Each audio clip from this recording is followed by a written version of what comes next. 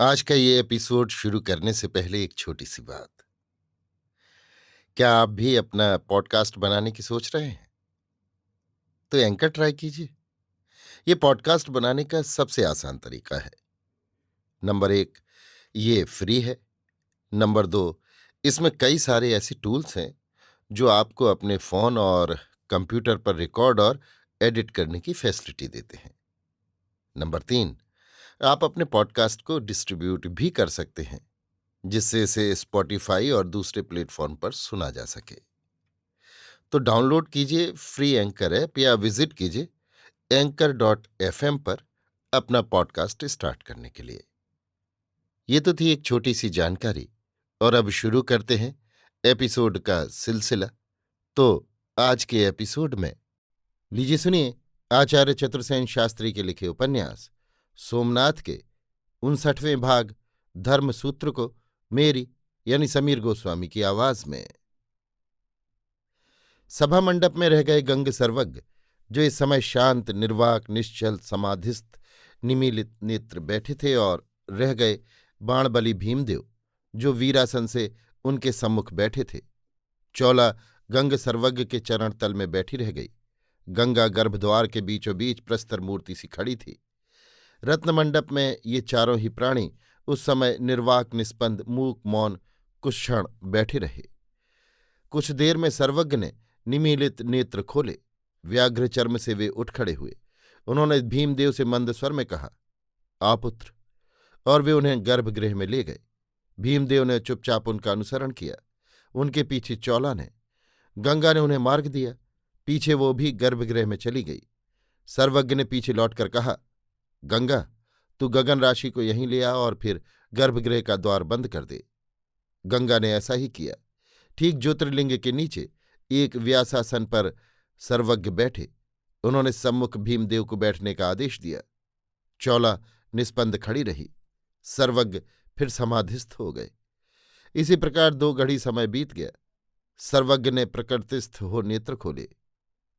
उनके होठों पर हास्य की एक रेखा आई। उन्होंने मृदु स्वर में कहा, केवल इस गर्भगृह और देवता पर तेरा अधिकार नहीं रहेगा महासेनापति। यहां केवल मैं देवनिमित्त रहूंगा। इस क्षण जो गर्भगृह के द्वार बंद हुए, सो ऐसे ही रहेंगे।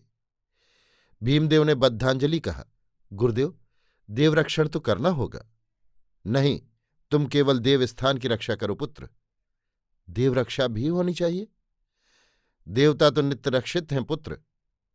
फिर भी सुरक्षा के विचार से देवता का स्थानांतरित होना आवश्यक है। सर्वदेशस्थ सर्वव्यापी देवता का कैसे स्थानांतर करोगे पुत्र? मेरा अभिप्राय ज्योतिर्लिंग से है प्रभु। पार्थिव लिंग शरीर से जब ज्योति अंतर्धान हुई, तब देवाधिष्ठान वहां कहाँ रहा? देव प्रस्थान तो हो चुका। कब? आज अभी। तो अब ये लिंग देवता नहीं। नहीं, देवता का पार्थिव शरीर है, जैसे मृत पुरुष का निष्प्राण शरीर रह जाता है। देवता कहाँ गए? अंतर्धान हो गए। किस लिए? धर्मद्वेषी शत्रु के विनाश के लिए। कहाँ? किसी पुण्य शरीर में। किस प्रकार? तेरे ही शरीर में देव का वास हुआ है पुत्र।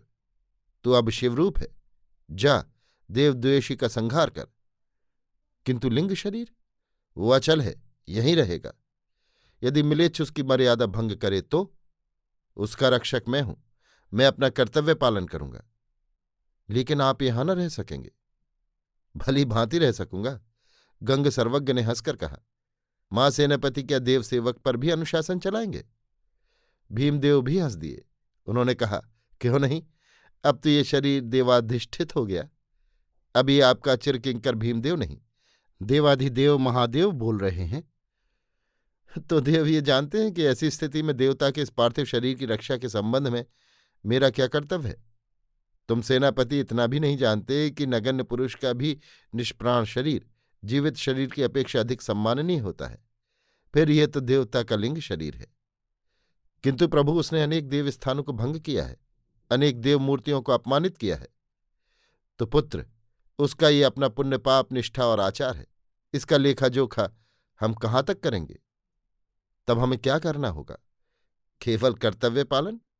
किसके प्रति? तुम्हारा देवस्थान के प्रति तुम प्राण रहते इसकी रक्षा करो, और मेरा देवलिंग के प्रति प्राण रहते मैं इसकी प्रतिष्ठा रखूंगा। इसके बाद जो देवेच्छा। किंतु नहीं पुत्र, देवेच्छा में किंतु परंतु नहीं। तो लिंग शरीर यहीं रहेगा। निश्चय। और आप? जहां देवमूर्ति वहां देवसेवक। यदि देव विपाक से मिलेच्छा में पराभूत करें तो ये भी देवेच्छा। तब हम जैसे अब तैसे तब प्राणांत अपना कर्तव्य पालन करेंगे। जैसी प्रभु की आज्ञा। गंग नेत्र बंद कर समाधिस्थ हो गए। इसी समय गगन को संग ले गंगा गर्भगृह में आई। सर्वज्ञ ने नेत्र खोले। उन्होंने देखा गगन ने सम्मुख आ साष्टांग दंडवत किया। गगन, सर्वज्ञ ने अकंपित वाणी से कहा। गगन बद्धांजलि सर्वज्ञ के सम्मुख बैठा। सर्वज्ञ ने कहा, मैं आज इसी क्षण तेरा पट्टाभिषेक करता हूं। और उन्होंने देवस्नात गंगोदक की धार उसके मस्तक पर डालकर उसका अभिषेक किया। बड़ी देर तक वे मंत्रोच्चारण करते रहे। फिर उन्होंने लकुलेश देव की पादुका और लिंग उसे सौंपकर कहा, गगन, अब तू अभी इसी क्षण भरुकच्छ को प्रस्थान कर। अब से तू ही पाशुपत आमनाय का अधिष्ठाता है। देवता और सेनापति के सम्मुख मैंने तेरा ये पट्टाभिषेक किया। फिर कुछ ठहरकर उन्होंने भीमदेव की ओर देखा और कहा, तुम पाशुपात आमनाय के अधिष्ठाता के संरक्षक और साक्षी हो वत्स। हाँ महाराज, भीमदेव ने बद्धांजलि कहा। और चौला तू भी। चौला ने ये सुनकर हाथ जोड़े। गंगा ने कहा, मैं नहीं प्रभु। नहीं। गंग ने फिर नेत्र बंद कर लिए। गगन को विदा करने का संकेत कर गंग ने भी नेत्र पहुंचे और कहा, जा पुत्र, शुभास्ते पंथानः इसी ओह। गगन भूप्रणिपात कर आंसू बहाते बहुत देर तक सर्वज्ञ के चरणों में पड़े रहे। इसके बाद फिर गंग सर्वज्ञ बहुत देर तक नेत्र बंद किए निश्चल निर्वाक बैठे रहे।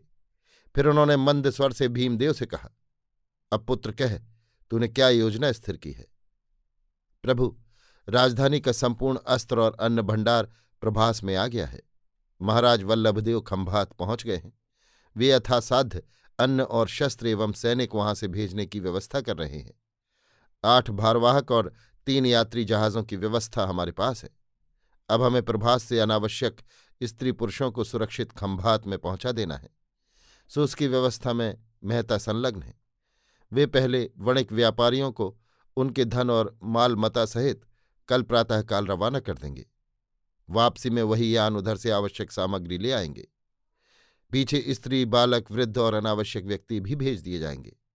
संभवतः परसों तक इस निष्कासन और सैनिक सन्निवेश की प्रस्थापना हो जाएगी। साधु, किंतु मंदिर का धनरत्न भी तो सुरक्षित होना चाहिए। वो संपूर्ण रूपेण संभव नहीं है, परंतु आंशिक रूप से जो ले जाने योग्य है उसे यथास्थान ले जाओ। ये कहते कहते गंग सर्वज्ञ गहरी चिंता में मग्न हो गए। भीमदेव भी कुछ सोचने लगे। किंतु महालय की स्त्रियां? एक छिपी दृष्टि चौला पर डालते हुए भीमदेव ने कहा। चौला अभी तक निश्चल भाव से सारा वार्तालाप सुन रही थी। अब सांस रोककर भीमदेव के उत्तर की प्रतीक्षा करने लगी। सर्वज्ञ ने कहा, उन्हें भी खंभात ले जाना होगा पुत्र। फिर उन्होंने गंगा की ओर देखकर कहा, गंगा, ये व्यवस्था तू कर। किंतु गंगा का स्थान तो यही है प्रभु। गंगा अभी तक एक खंभे के सहारे खड़ी सारा वार्तालाप सुन रही थी। अब उसने स्थिर कंठ से ये शब्द कहे और आगे बढ़कर गंग सर्वज्ञ के दोनों चरण गोद में लेकर उन पर अपने होठ स्थापित कर दिए। बड़ी देर तक सन्नाटा छाया रहा। धीरे धीरे प्रकृतिस्थ होकर सर्वज्ञ ने गंगा के सिर पर हाथ रखकर कहा, गंगा, ये तू क्या कर रही है? सावधान हो। मैं सावधान हूं। आपका स्थान देवता के चरणों में है तो मेरा स्थान आपके चरणों में। आप देवता के सेवक हैं और मैं आपकी किंकरी हूं। अब मैं इस काल कौन सी लाज करूं? बहुत हुआ, जन्म भर जलती रही। अब मेरी सद्गति का समय सन्निकट है, सो मैं अब उस सुयोग को छोड़ूंगी नहीं। गंग निरुत्तर हुए। उनके होठों पर हास्य और आंखों में जल फैल गया। उन्होंने कहा, गंगा, मैं तेरी किसी भी इच्छा में बाधक नहीं होऊंगा। जैसा तू चाहे वही कर। बड़ी देर तक सर्वज्ञ निस्पंद बैठे रहे। उनकी कूटस्थ दृष्टि देर तक अतीत के चित्रों को देखती रही और गंगा अपनी आंखों से अविरल अश्रु बहाती रही। युवराज भीमदेव की आंखें भी सजल हुईं। हल्की सिसकी सुनकर भीमदेव और सर्वज्ञ दोनों ही ने आंखें उठाकर देखा। एक खंभे से चिपकी चौला सिसक सिसक कर रो रही थी। एक प्रश्न भीमदेव के होठों पर आया, परंतु वाणी जड़ हो गई। उनके नेत्र भी इधर उधर डोलायमान होकर पृथ्वी पर झुक गए।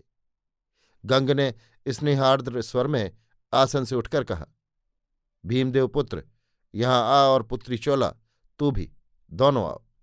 वे दोनों को ज्योतिर्लिंग के सानिध्य में ले गए। कंपित चरणों से चलकर चौला भीमदेव के पार्श्व में खड़ी हो गई। उसका सर्वांग कांप रहा था। बड़ी देर तक सर्वज्ञ ध्यानस्थ हो देवता के सम्मुख खड़े रहे। फिर स्थिर कंठ से कहा, आगे बढ़ो युवराज, और तुम भी चौला। दोनों ज्योतिर्लिंग के निकट अंतरायण में जा खड़े हुए। वहां एक चौला का हाथ भीमदेव के हाथ में देकर उस पर मंत्रपूत जल और बिल्व फल रख सर्वज्ञ ने कहा, पुत्र भीमदेव, आज तुम देवाविष्ट सत्य हो। तुम्हारी सेवा के लिए देवदासी चौला मैं तुम्हें अर्पण करता हूं। ये तुम्हारे ही समान उच्च वंशोद्भव राजकुल की कन्या है। इसकी रक्षा और सम्मान करना। और पुत्री चौला, ये साक्षात शिवरूप सत्व भीमदेव तेरी श्रद्धा पूजा और सेवा का पात्र है। इसी के माध्यम से तू अब से अपनी श्रद्धा पूजा और देवार्पण करना। अब तुम अभिन्न हो, धर्मसूत्र में बद्ध हो। चौला पीपल के पत्ते की भांति कांपने लगी। भीमदेव अवाक रह गए। एक अनिर्वचनीय सुख से अभिभूत होकर वे गंग के चरणों में झुक गए। चौला अर्धमूर्छित हो पृथ्वी पर वहीं देव सानिध्य में गिर गई। अभी आप सुन रहे थे आचार्य चतुर्सेन शास्त्री के लिखे उपन्यास सोमनाथ के 59वें भाग धर्मसूत्र को मेरी यानी समीर गोस्वामी की आवाज में।